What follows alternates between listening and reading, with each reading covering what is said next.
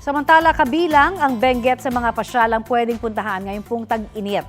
Ang mga adventure na po pwedeng gawin for the first time sa patikim ng biyahe ni Drew. There's always a first time. Narinig niyo na yan siguro. Is this your first time for... First time for everything. Mm-hmm. Sa unang sabak, Chiba agad sa bago sa paningin. Teka lang! Hindi niyo pa ako binibrief pa paano bababa. Pambihira kayo. Oh my goodness. Masarap pa. Oh, itong brand na to O doon muna sa pamilyar na. Eto, gugulangan natin si Sir Drew. 50 kilos. Siyempre, nandito tayo sa home court natin. Kailangan medyo magpayabang tayo. Tuhod ng igurot to eh. Ang proud Igorot chef na si J.R. Royal, hahabulin natin sa isang one-on-one. Pero hindi sa kusina, kundi sa tuktok ng kabundukan.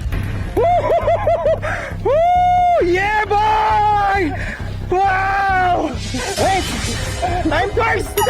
I'm first! Nagulat ako doon, Ben.